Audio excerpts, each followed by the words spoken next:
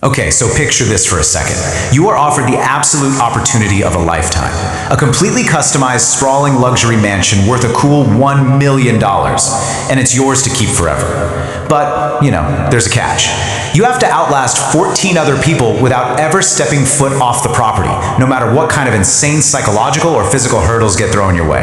So what would your absolute breaking point be when a life-changing prize like that is on the line? I mean, would it be the sleep deprivation, the deafening silence of extreme boredom, or maybe just intense paranoia? Well, today we're going to answer that exact question. Welcome to This Explainer, where we're breaking down one of the most intense, completely unhinged social experiments ever captured. We're talking about an epic timeline here. Literally 119 days. That's nearly 4 whole months of 15 guys being pushed to their absolute psychological and physical limits. It's a competition that honestly started off masquerading as this luxury vacation, but man, it slowly morphed into a brutal, grueling test of raw human endurance. The stakes are just unimaginably high, so we are jumping right into the madness to see how this incredible experiment actually went down. Part 1. The $1 Million Setup.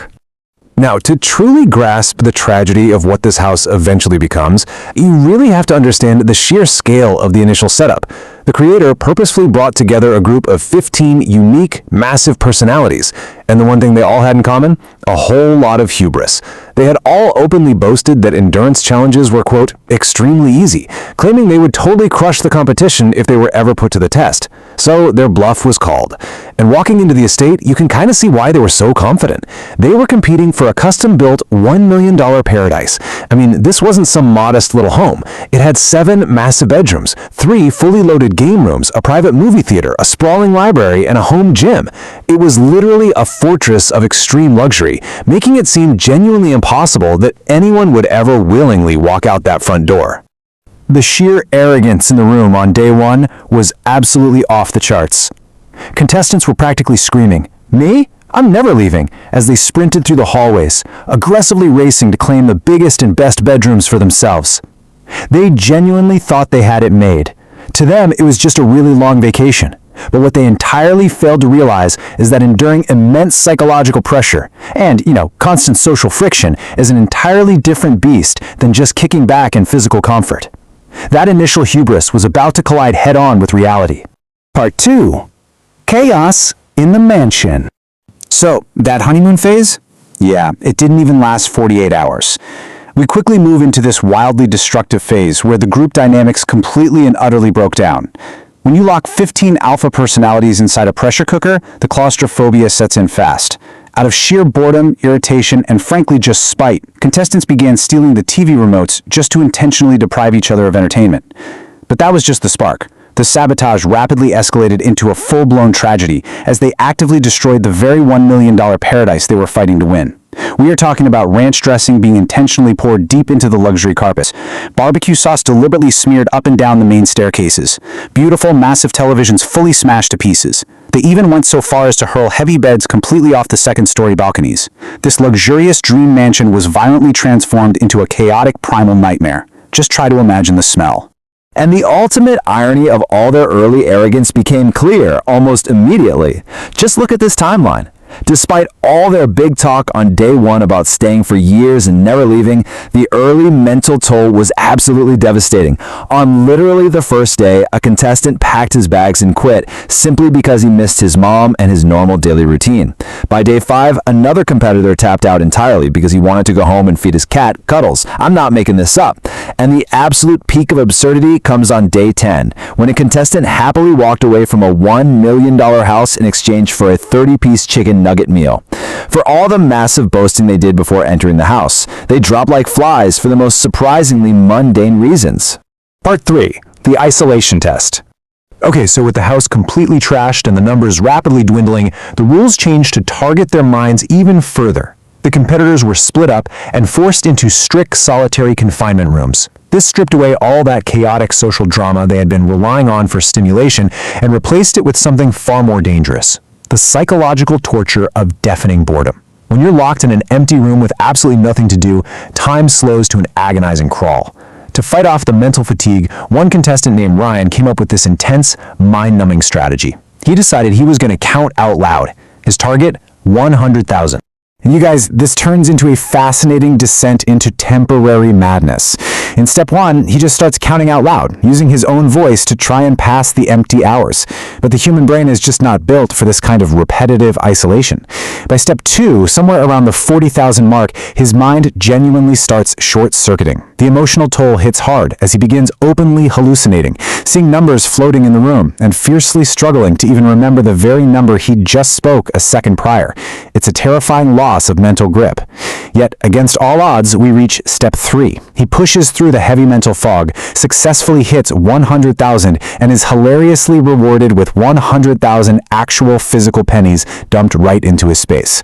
A massive, tangible victory over his own spiraling mind. Part 4. The random phone calls. As the days dragged agonizingly into the 90s, the mental warfare evolved once again. To test the remaining contestants' deeply ingrained paranoia, a single, random ringing phone was introduced into the environment. It was an incredibly unpredictable risk-reward system that forced these exhausted guys to make massive snap decisions about their fate. The sheer gamble of picking up that receiver was intense. If the phone rang, answering it could yield brilliant positive outcomes, like Ryan suddenly being handed a briefcase stuffed with $10,000 in cold hard cash. But on the flip side, the negative outcomes were absolutely miserable. You could be ordered to spend 24 hours straight trapped inside a dry bathtub, or be forced to sit in a room listening to JJ's music on a continuous, inescapable loop for a full torturous day. So, do you answer it, or do you just let it ring? And this is where the emotional core of the journey really shines through. Because while this high-stress environment began with the men aggressively trashing each other's living spaces, the shared trauma actually sparked surprising moments of deep familial bonding. A contestant named Asher, who had been playing an incredibly selfish and combative game up to this point, answered the ringing phone and was presented with a brutal choice. He ultimately chose to voluntarily endure 24 punishing hours in solitary confinement just so his direct rival, Quelly, could walk away with $10,000. It brilliantly illustrated how surviving this extended nightmare together had actually forged genuine, unbreakable bonds of love and respect among the remaining men. Part 5. The 11-19-day showdown. Eventually, the final few contestants reached a milestone that no one thought was actually possible. But to finally crown a winner, the game had to shift drastically one last time, and the transition the remaining men faced was absolutely brutal. For the first 3 months, despite the severe mental challenges, their physical mobility was completely free. They could roam the massive mansion and sleep deeply in comfortable beds. But for the final showdown, they were informed that their hand must stay physically glued to a wall, floor, or counter of the mansion at all times. If they lost contact for even a fraction of a second, they were instantly eliminated. This meant they had to figure out how to eat, use the restroom, and endure the sheer physical agony of trying to sleep while keeping a hand firmly pressed against a hard, unforgiving surface. Raw physical grit completely took over. And just to make it incredibly agonizing, a massive cash buyout was introduced right at the finish line to really weaponize their exhaustion. $600,000 in cash was physically laid out on a table, and the remaining guys were offered a straight $100,000 each if they simply took their hand off the wall and quit.